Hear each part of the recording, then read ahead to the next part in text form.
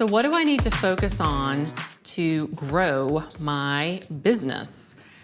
So have you asked yourself that question? I know I do. And Don is asking that same question. He wrote in this past week and he said, hey, Janine, I'm a process improvement consultant and I want to grow my audience so that I can fill my workshops.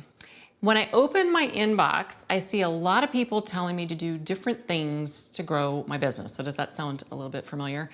I started a podcast, I'm writing a weekly blog post, and I'm working on creating some videos to grow my list. But nothing seems to be gaining traction. What do you recommend? Thanks, Don. So thanks, Don, for sending that in. And I absolutely get where you are with this, because I think the number one thing we have to constantly battle as small business owners is overwhelm. And it's really easy to get into overwhelm. And we're going to talk about two things you can ask yourself to help you get out of the overwhelm and identify what the power move is to get your business moving forward as fast as possible. Number one is, do you have what we call a cash priority? So a cash priority is kind of a nice way of saying, I'm not really sure where the revenue is coming 3 months from now, 6 months from now, or maybe even next month, right? A cash priority tells us that the focus we need to have in our business is to go out and get more clients. And that might mean, as experts like us who have businesses where we're supporting people and getting results, that might be as easy as saying, I just need to go get one-on-one clients. That's one of the fastest ways to bridge that gap in a cash priority. Or if you have a course or you have workshops, it might mean getting more people into that as your key priority. Once you have the cash priority handled and you've got that threshold revenue coming in, then you can ask yourself the second question. Do I have what we call a leveraged product? So a lot of people talk about leverage, and what we mean by leverage is, do you have a way to serve your clients without you having to be involved in it? Do you have a way that you can generate revenue without having to actually connect with somebody and market that, sell it to them one-on-one, or actually deliver it one-on-one? When you have that leveraged product, you really are creating what it is that most of us all signed up for when we said, hey, I want to start a business.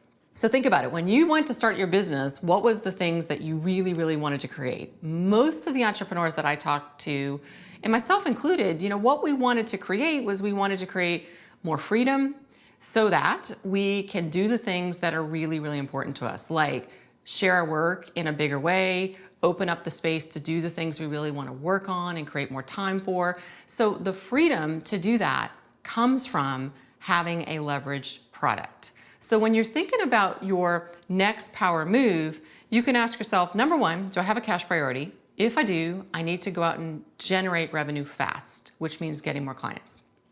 Number two, if I have the cash priority handled, then my focus should be on creating a leveraged product. Once you have those things handled, then it makes absolute sense to work on getting more people into your world, increasing your reach, growing your traffic, doing things like you're doing, Don, which are, blogging and podcasting. It makes sense once you have those pieces handled, because those are long-term strategies to grow your reach.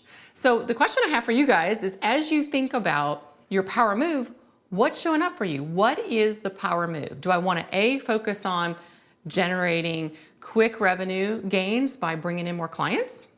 Number two, am I ready to move on to creating a leveraged product? And here's the one thing I'm going to say about this, because it's kind of a thing to really keep in mind. When we start getting those clients, it's really important that once you have your cash priority handled, you move quickly into creating a product that's going to allow you to scale faster. So even when you have that priority handled, the faster you move to creating leverage, the bigger your reach is going to be, the bigger the impact of your work, and the more space you're going to create to do the things that you're really here to do. So I would love to hear from you. You guys share with me in the comments what's showing up for you. What do you see as your power move?